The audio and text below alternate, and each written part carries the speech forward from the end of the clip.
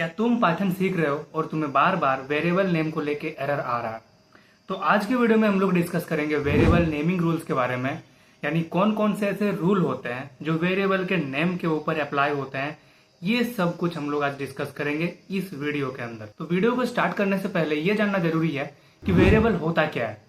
तो देखो, वेरिएबल एक कंटेनर होता है जो डेटा को स्टोर करता है, जैसे name, marks, age. But variable के नाम को लेके बहुत सारे रूल्स और कंडीशंस होते हैं। तो rule number 1 is letters, underscore, digits, ये सारे अलाउड होते हैं। जैसे name equal to Ravi, age equal to 21, user underscore 1 equal to Anu, marks underscore 95 equal to 450। And rule number 2, variable का नाम सिर्फ लेटर या अंडरस्कोर से स्टार्ट होना चाहिए, नंबर से नहीं। जैसे कि underscore valid equal to true, name 1 equal to Raj. और इनवैलिड हो सकता है जैसे तुम नंबर से स्टार्ट कर रहे हो, 1 नेम इक्वल टू करण, 420 खिलाड़ी इक्वल टू नेगेटिव। मतलब कुछ भी अगर तुम नंबर से स्टार्ट कर रहे हो तो वो एक वैलिड रूल नहीं है। रूल नंबर 3, पाइथन के रिजर्व्ड कीवर्ड्स यूज नहीं कर सकते। तो कीवर्ड्स को हम लोग एज ए वेरिएबल नेम नहीं ले सकते। जैसे क्लास इक्वल टू पाइथन, तो क्लास एक कीवर्ड है पाइथन का, तो क्लास को हम लोग वेरिएबल नेम नहीं ले सकते हैं। इफ इक्वल टू 10, इफ भी एक कीवर्ड होता है किसी भी प्रोग्रामिंग लैंग्वेज में, तो इफ को भी हम लोग वेरिएबल नेम कंसिडर नहीं कर सकते हैं। और हाँ, अगर तुम्हें चेक करना हो कि कौन सी कीवर्ड्स रेस्ट्रिक्टेड हैं, तो ये कोड रन करो, import keyword print keyword dot KW list. यहाँ तुमको सारे कीवर्ड्स का लिस्ट मिल जाएगा। अब बढ़ते हैं रूल नंबर 4 की ओर। तो variable names are case sensitive. इसका मतलब क्या है?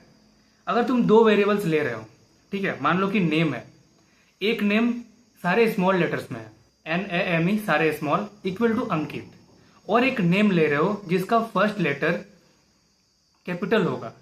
सेम नेम ही है लेकिन फर्स्ट लेटर उसका कैपिटल है, मतलब कैपिटल NAME।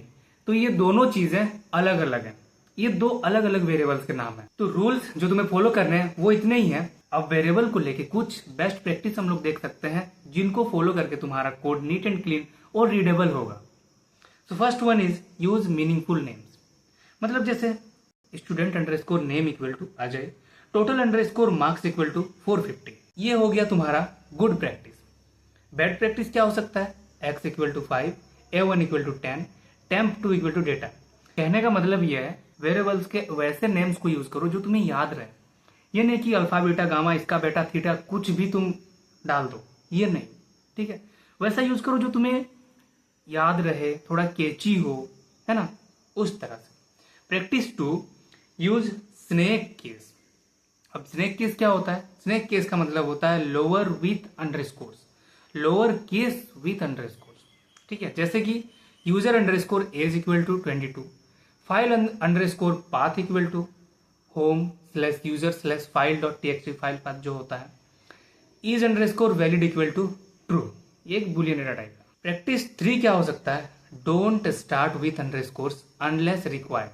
देखो, कम्प्लेक्स सिचुएशन में जब तुम बहुत ज्यादा तुम्हें किसी एक वेरिएबल को प्राइवेट रखना हो, या फिर उस पर एडवांस लेवल पे जैसे इनकैप्सुलेशन सीख रहे हो, या फिर कुछ एडवांस लेवल का कॉन्सेप्ट सीख रहे हो, तब हमें अंडरस्कोर का यूज करना चाहिए, मतलब अंडरस्कोर से स्टार्ट करना चाहिए, नहीं तो नहीं। प्रैक्टिस नंबर 4, स्पेशल कैरेक्टर्स जैसे @ डैश, डॉलर, etc यूज नहीं करना है। वेरिएबल के नाम में कहीं भी यूज नहीं करना है।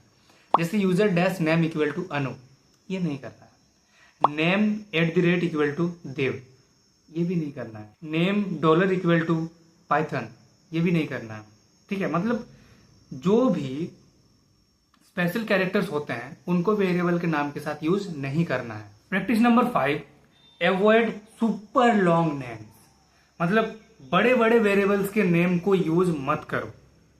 क्यों मत करो? क्योंकि तुमको याद भी नहीं रहेगा। और वेरिएबल सिर्फ इसलिए नहीं क्रिएट किया जाता है कि उसमें सिर्फ डेटा स्टोर हो, उस डेटा के साथ कुछ ना कुछ तुम काम करोगे ना कहीं उसको यूज करोगे, कुछ ना कुछ उस पर कंप्यूट करोगे।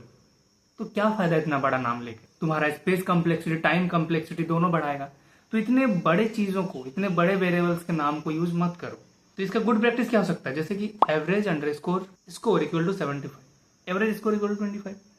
अब इसका बैड क्या हो सकता है? Example, the underscore average underscore score underscore of underscore all underscore the students underscore in underscore the underscore class, मतलब the average score of all the students in the class equal to 75। तो देखने में पता चल रहा है कि हाँ सारे के सारे स्टूडेंट्स का एवरेज निकाल कर 75 आया।